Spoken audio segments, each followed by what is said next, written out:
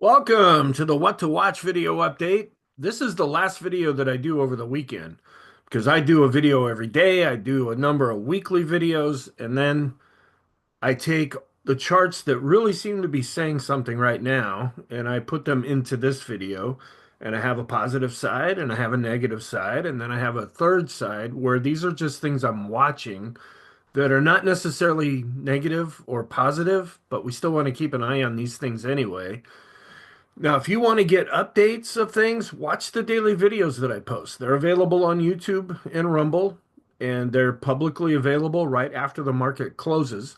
If you want to have immediate access, I have a program that you can join, and there's a link below this video that will take you to the website. It's free for right now, and feel free to see if that's of any help to you at all. This is being prepared for Monday, January 27th, where we're asking the question, will more new all-time highs be in the future? Okay, as always, we start with the positive side of things, and there's quite a long list. Now, I look at tons of charts, and I use what is called the consensus approach. You may also know this as the weight of the evidence approach. Don't just use two or three little charts. That really doesn't do you much good over the long term. I do get accused from time to time of having analysis paralysis, but that's not the approach that I take. I want to use all the information that I can to evaluate where we're at. And then I'm trying to teach this skill to other people. That's why I have the program. And I don't tell people what to do. I'm trying to teach people a skill so that they can take this skill and develop it into their own skill.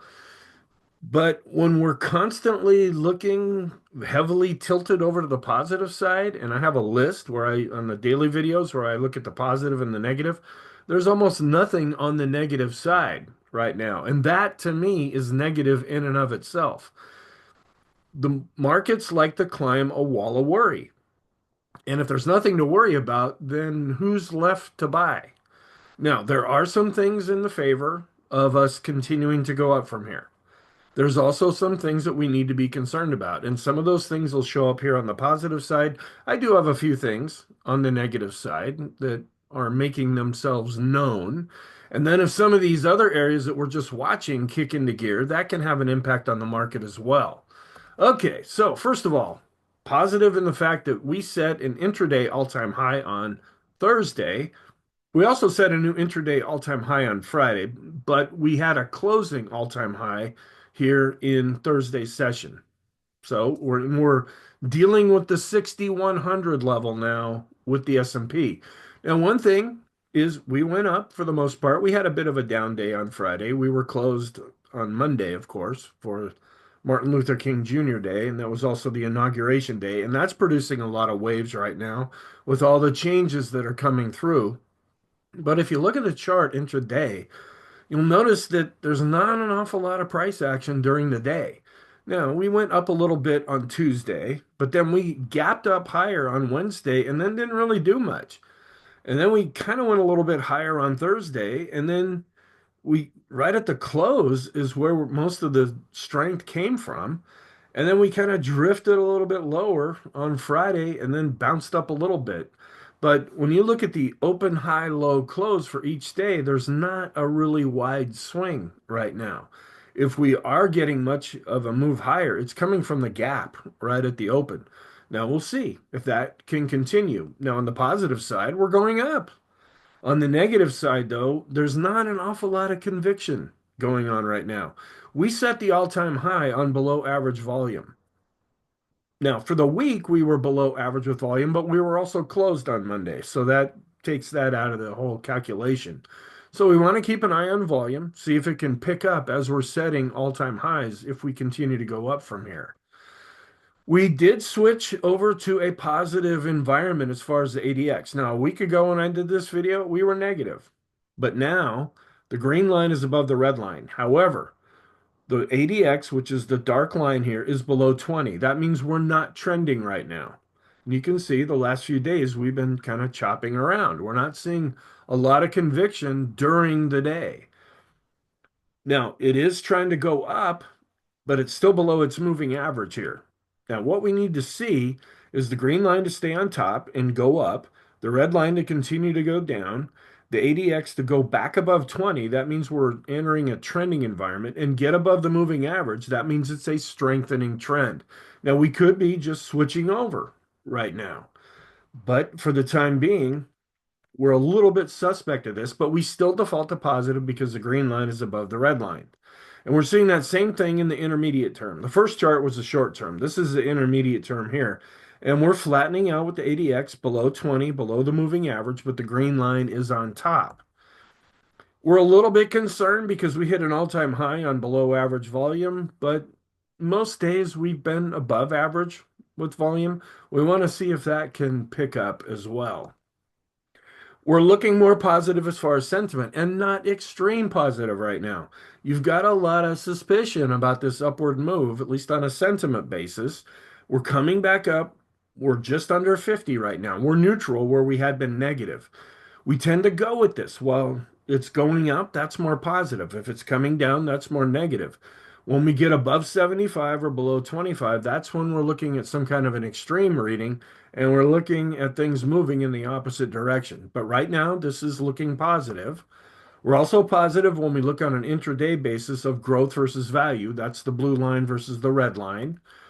We look at a growth to value ratio intraday for the S&P, not really breaking out to the upside, but it's continuing to hold up fairly well. And we saw this really improve in late November going into December, and it's held most of those gains. It would be even more positive if we were to go up from here. If we were to start to go down, naturally that would be more negative. Then end of day charts, even though the small caps, I've got them on the negative side right now because they can't get above their 50-day moving average. But if you look at the growth to value ratio, it's still looking pretty positive. Also, the mid caps are kind of stalling out right now, but their growth to value ratio is still looking good. That's positive. And the S&P growth to value ratio also is still looking positive for the most part. We want that to continue. We look at other growth to value ratios here with the Qs to S&P. It would be nice if this was going up. We're actually dropping a little bit below the moving average. Discretionary, which has been a really strong area, we'd like that to become strong again. It's dropping below its moving average now compared to the S&P. And large cap growth versus large cap value is right back at its moving average right now. Now, value can still do well. But where we get the real strength from is when growth does well. That's when you want to buy low and sell high. Also, when we look across different indexes here, the large caps are on the moving average. We're still looking pretty good with the mid caps, coming down but above the moving average with the small caps. Discretionary, probably the strongest area of the market going back to last August when we had that big down day. They're really outperforming staples on a ratio basis, and that's positive. Large cap growth, not at its previous all-time high yet, but still looking pretty solid. And we're showing an improvement here. This was on the negative side just a week ago. The 10-day average of highs and lows across the S&P, that is internally how things are going for the S&P 500, crossing above 50 and improving. The new highs, new lows. This is longer term. We had been declining. Now we're starting to turn back up. So this is longer term positive for the S&P. And the staples to S&P ratio continues to go down. That means that the S&P is outperforming staples. Staples are more defensive, and that's what people get into when they're afraid the market's going to decline. You can see back in 2022, we were really going up with this ratio. That means staples were outperforming. But ever since we finally bottomed in 2023, this has been going down. There's periodic spurts up here, but overall, this declining is positive. The VIX is under 20 and continuing to decline. That's positive, both with the line chart here. That's the closing value. And this is a daily chart, and then with the bar chart as well. The momentum of the VIX on the daily chart continues to be down. That's positive. And then this is a weekly chart of the VIX, and this is research that Tom Bowley did over a year ago. And he's connected with stockcharts.com and earningsbeats.com. It's when we get above 20, that's when we see negative annualized returns. When we're under 20, we see positive annualized returns. The lower we go with the VIX, the higher those annualized returns end up being. Sentiment saw a real improvement. These are individual investors where they had dropped quite negative a week ago. Well, in the latest reading, they came back up and they're positive without being extreme positive right now. And that's an improvement. They're feeling better about the market. And by when I say they, I mean us, because we are individual investors. But there's also an association that you can join where they do a survey every week. The advanced decline line based on price and volume continuing to be positive, showing an improvement here and above the moving averages. Looking at the new highs minus the new lows, we're seeing a bit of a contraction of new highs, but also a contraction of the new lows. And our 5-day and 10-day continue to go up. That's showing internal strength in the S&P. Accumulation distribution, I have three smart money indicators because that's what we want to do. We want to figure out what is the smart money doing, the ultimate smart money, the money that actually drives the market, the institutions, the really, really big money, not the hedge funds, not people that just think they have an idea of what's going to happen in the market, the real smart money. And we, since they're so big, they leave tracks, and we can see those tracks. And that's measured by some of these smart money indicators that I have. And one of them is accumulation distribution, which continues to go up above its moving average. And that's positive. Now, this is suggesting that maybe we're getting a little far away from the moving average. And I would look at the indicator itself, and we're not necessarily that far away. But we came down a little bit on Friday. If we continue to fall, we'll be watching this, and I update this every day. With the advanced decline ratio in the short and intermediate term, we're still both above zero with the blue line and the red line. That's positive. And we pulled back on Friday. This is smart money indicator number two, Chaikin money flow. We're flattening out with the red line. Now, if we continue to decline here and the red line turns down, this is going to turn negative. But for right now, after Friday's close, we are still positive. And the Chaikin oscillator, our third smart money indicator, pulled back a bit on Friday, but still above the moving average. The vortex crossed over positive. It was one of our last primary indicators to switch over positive. We saw the green line cross above the red line, and now the green line's actually going above one, and that's positive. We're looking good internally. We look at the cumulative advanced decline line for the S&P based on price, not breaking out to a new all-time high where we did based on price. You could take that as a little bit negative. And we're looking at the volume here. That is actually coming back to the previous readings that we were seeing, not necessarily an all-time high here, but really close. Now, this could be positive because when volume tends to lead price, that can often be more positive. We're just not really seeing it confirmed here yet based on a cumulative basis. Now, this is positive. We take the advancers minus the decliners and then a 10-day moving average of that. We're above this red line. That's showing good momentum. But when we get above this red line, that sometimes can mean an extreme reading. It doesn't mean we'll reverse necessarily. It can mean that when we set a real high here and then topped out and then went down after that. But it may mean that we're due for some sideways action. We may chop sideways for a while until this gets worked off a little bit. But at the same time, if we continue to go up, this still has more room to run to the upside.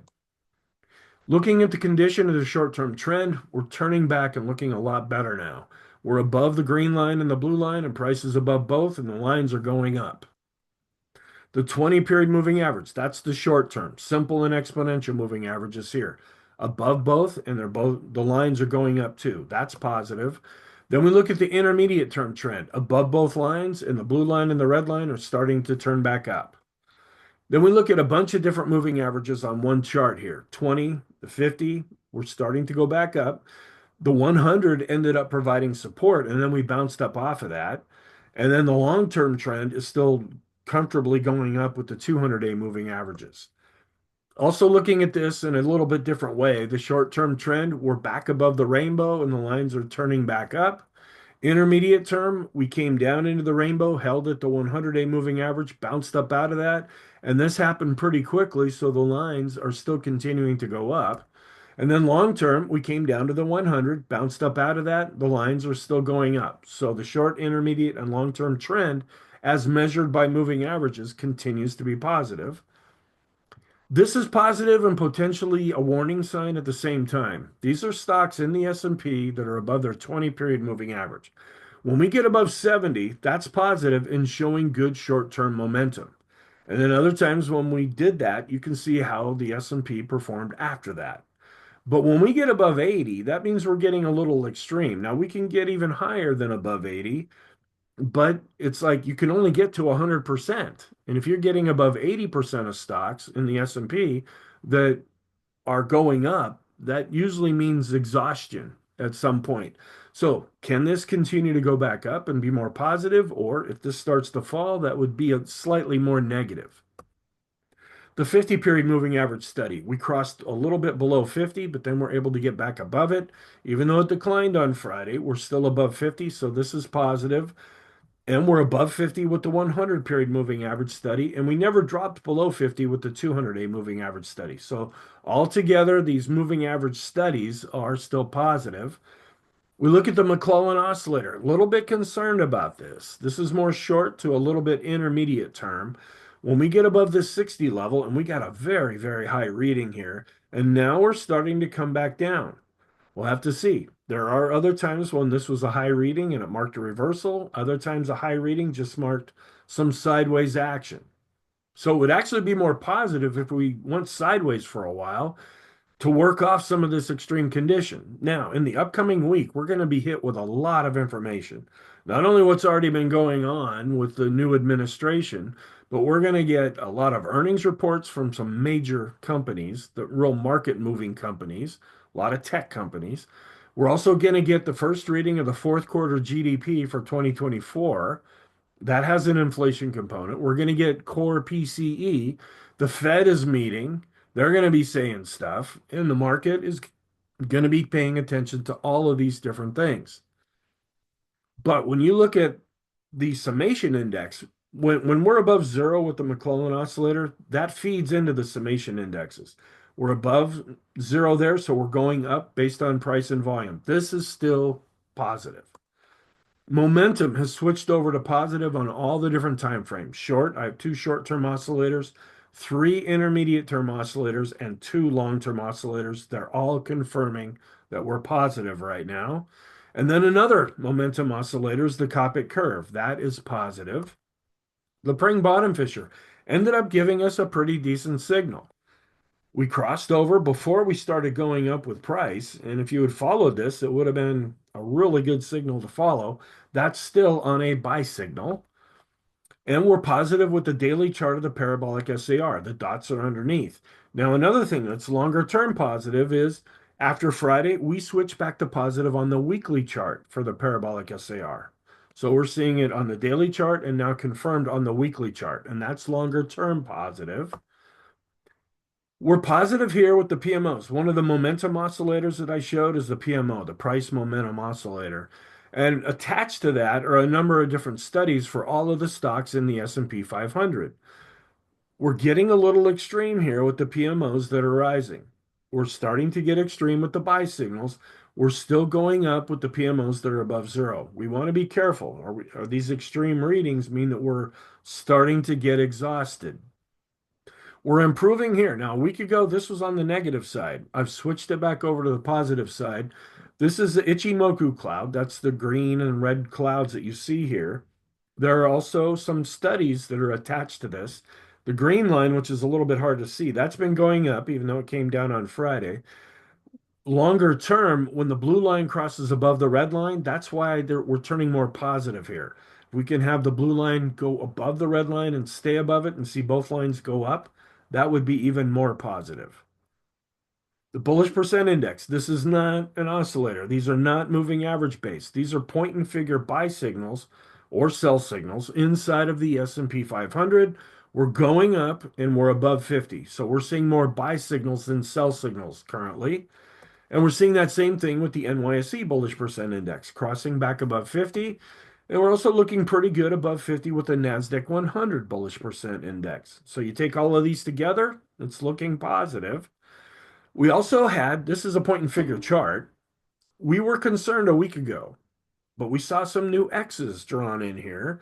We were afraid that maybe we were topping out. We would come up with X's and then go down with those, go up with X's, down with those, up with X's, down with those. We finally were able to break above that when we got above 6,100. So this is looking more positive with a point and figure chart. Now, looking at the broader market, the NYC cumulative advanced decline line really looking solid. We were able to get back above the moving average with the NYSE advanced decline line. And then another NYSE advanced decline line that's calculated slightly differently is also back above its moving average. Based on just common stock, looking pretty solid here based on price and volume. We're actually breaking out to a new high based on volume. That could be positive when volume leads price.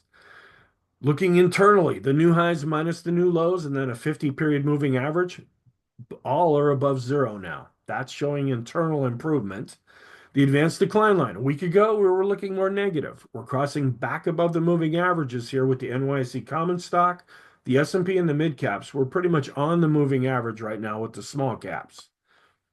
Then we look at a broad market McClellan oscillator. It's also above zero, but it has been declining lately.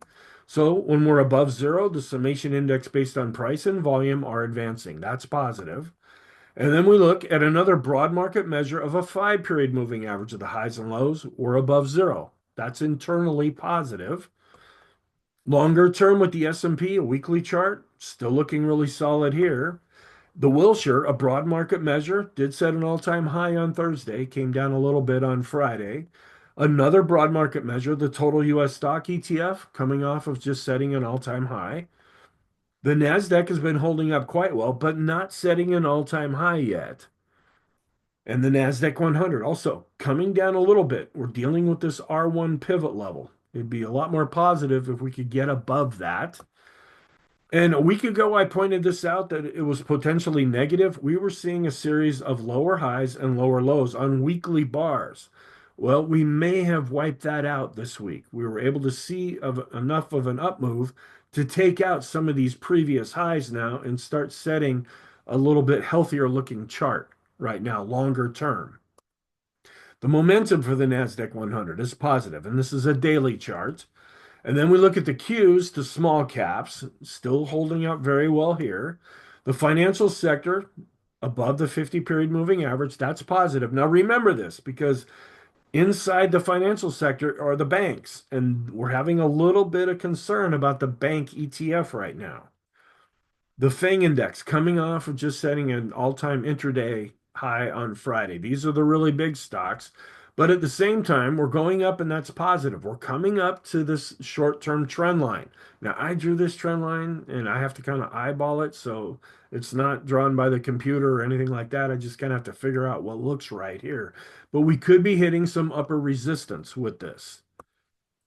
When we look at a ratio of stocks to bonds, the market is still anticipating a soft landing, which means we will not go into a recession, according to what the market thinks. And they've been thinking this going back to early 2023. Now, there's been some doubts along the way here, but for the most part, they're not anticipating that we're going to go into a recession right now.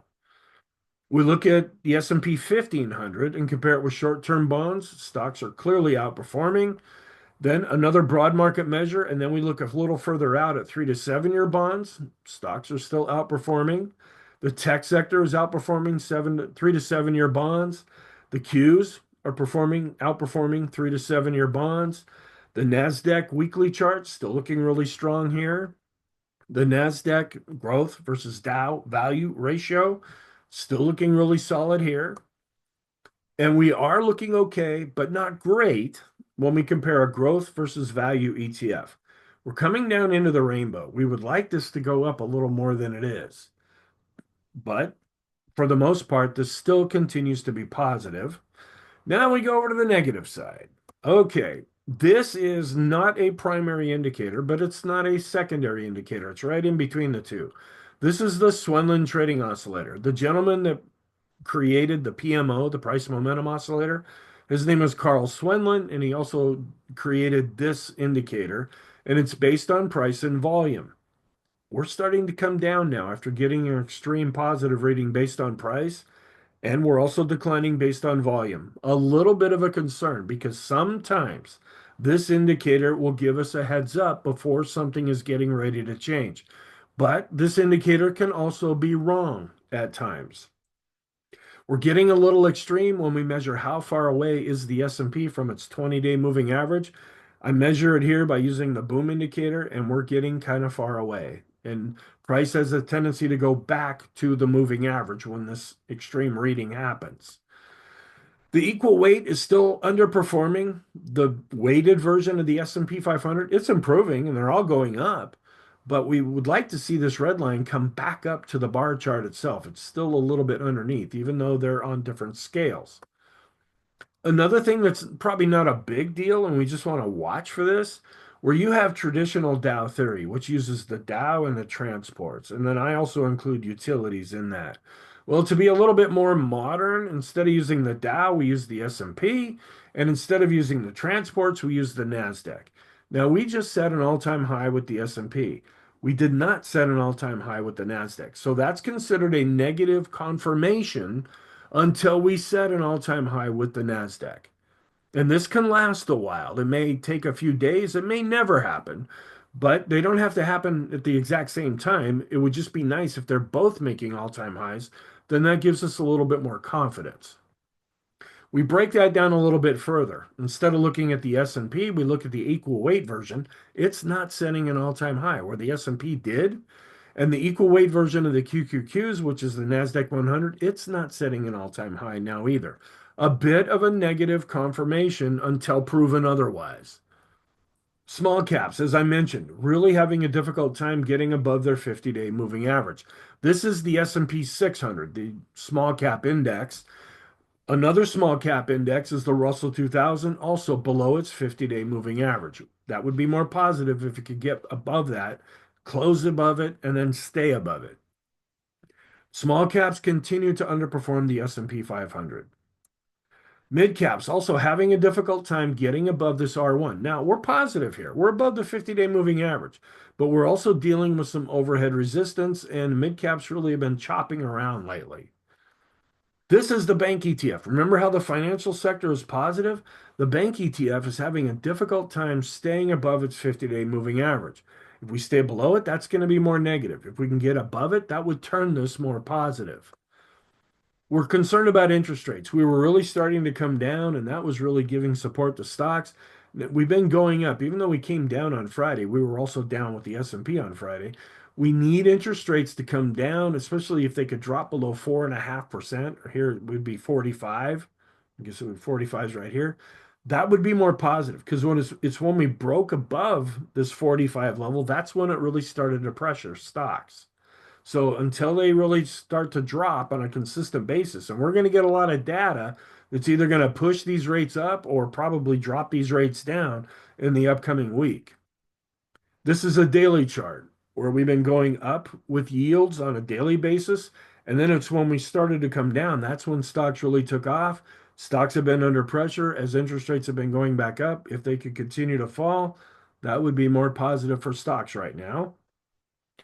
Home construction to the 3 to 7 year bond ETF, we're still under this 250-day moving average. This was a stronger area of the market earlier in 2024. Now it's become quite a bit weaker with interest rates going back up. And this is positive because we're hitting the top end of the trend channel. But is this providing some kind of overhead resistance? Now, this trend goes all the way back to 2009, so it's very long term here. But we'll just see. Can we break above this and then stay above this? And the semiconductors to Dow, this is growth versus value again. We're not falling apart here, but it would be a lot better if the semiconductors were outperforming the Dow and we'd get back up to this blue line here. Okay, then some areas that I'm just watching that can either slip over positive or negative from here. We're watching a weekly chart of international rates, and we're really keeping an eye on the Japanese 10-year yield. When it got above 1%, that's what freaked everybody out last summer, and we had that big down move. Well, they did raise interest rates at the Bank of Japan this past week, and now interest rates in Japan are going up. Is that going to cause a problem similar to what we saw last summer? We're watching to see if that will happen. We want to keep an eye on jobless claims. They went up this past week. That shows economic weakness, and the moving average is starting to go back up. Continuing claims that are longer term, we saw a real uptick there. We're still flat with the moving average, but if this continues to go up, that would suggest economic weakness. And then a couple of weeks from now, we're going to get the new employment situation report. So the unemployment rate is kind of outdated right now, but we're going up with continuing claims, and we've been going up here with the initial jobless claims. I just put it together here to give it a little bit more context. The skew index. For the last couple of months, we've been getting very high readings here. Now, I posted something earlier this week that suggests that people are buying a lot of call options, which means they expect the market to go up. And that's why we're getting such a high reading here, because this is based on out of the money options. Well, at some point, if the market goes up, then people should be happy and this index should come down. If the S&P goes down, then people are not going to be happy and those options are going to either be sold or expire worthless, and then this index should come down. But it's been giving us very high readings right now, meaning that the market is expecting some kind of a big move that hasn't happened yet.